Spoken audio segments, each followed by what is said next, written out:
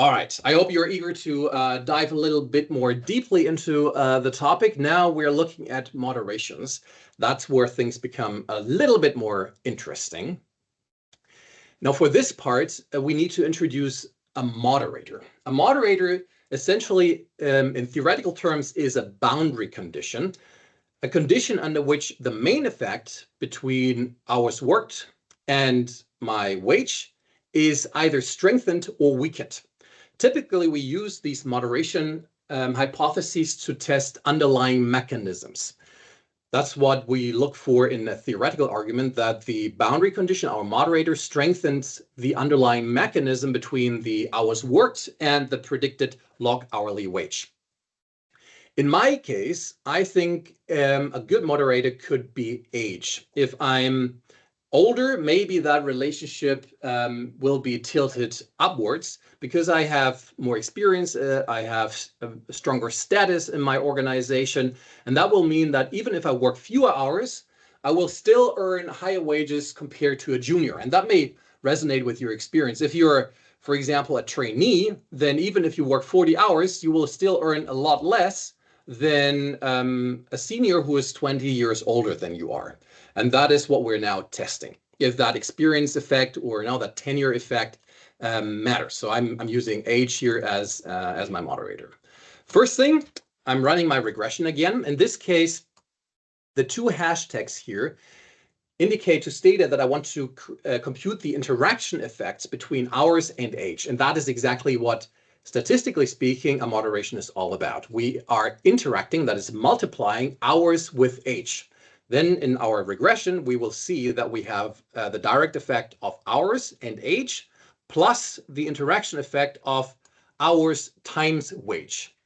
The C dot in front of the variables indicates that both these variables are continuous variables. Remember, we had the I dot married. That indicates a binary variable. In this way, Stata knows, okay, for this moderation, we're not looking at a binary variable, we are looking at a continuous variable. That just makes sure that the prediction is accurately computed. One note in terms of interpretation, when I look at these regression outputs and they feature an interaction term here, this hours times wage, it's usually not a good idea to interpret the direct effects.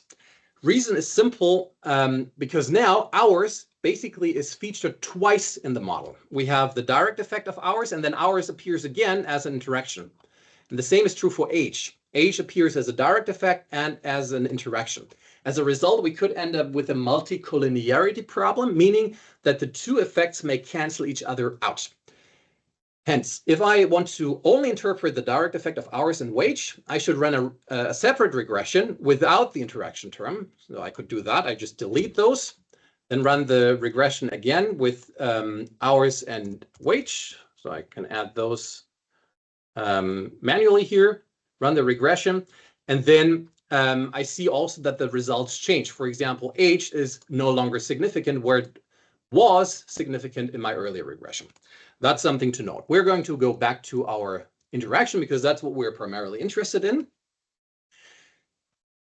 As before, we save our moderator range in a local. To do so, we first summarize age. It runs from 34 years to 46 years. And then I store the mean, the standard deviations, and one standard deviation above and below the mean value. These are typical cutoff points for moderations. When I look at a moderation, typically I want to look at whether the main relationship between hours worked and wage will shift as a function of age. Therefore, I need to compute different levels of age: low age, middle age, high age. That's what I'm doing here. The mean is middle, so I'm taking the average essentially, which is around 39. And then I'm using a one standard deviation more above and below the mean value. In this case, it's 3 years above and below the mean value. That's what I'm using here. And I'm saving those values, in this case, 36, 39, and 42 in my locals so that I can use those to run my margins plots. In this case, we see that these are now saved as locals, and I can also compute my margins. In this case, I'm computing the margins at different values of the hours worked, in this case, going from the minimum to the maximum. And for late age, I have 3 categories: low age, mean age, and high age. And again, I can use the margins plot to create a visualization, which then looks like this. Oh, a little ugly. You know, it's really hard to see anything here in this plot. Especially here, the confidence intervals, they overlap strongly, making it really hard to see. That's why in my options here, I specify no CI, which means no confidence intervals. And I'm also using black and white color scheme here, and also different styles, for example, short dash, dash, and solid, to make it easier for me to visualize the differences. As before, I'm also adding a legend. I'm adding graph specifications, proper X titles and Y titles, so that overall my visualization looks a little bit more beautiful. So now, sorry, I'm going to run all these again. Okay, now it's correct, as it should look like. So one of the locals wasn't saved properly. That's why we had this odd-looking result. But what we see now is whether the hours wage or the hours worked is affected, or the effect strength is shaped by the age of the individuals in our data set. We see that the line, the solid line, is flatter. That is, for older people, the relationship between hours worked and wage is weaker than for younger people. So younger people, when they work more, they tend to get a higher wage increase compared to older employees. That is the first step towards understanding these interaction effects, but that's not the whole story. What we also want to understand is whether these differences are also statistically significant, whether these are different from each other. Now, you could, for example, in this plot, see that at around 30 hours per week, there is no difference really between these 3 types. Now, they intersect here in the middle.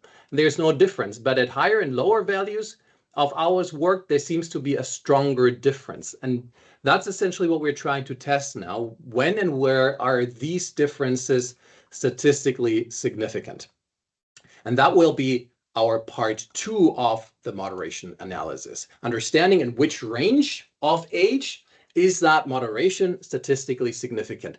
In other words, where is that moderation statistically significant from 0 or different from 0?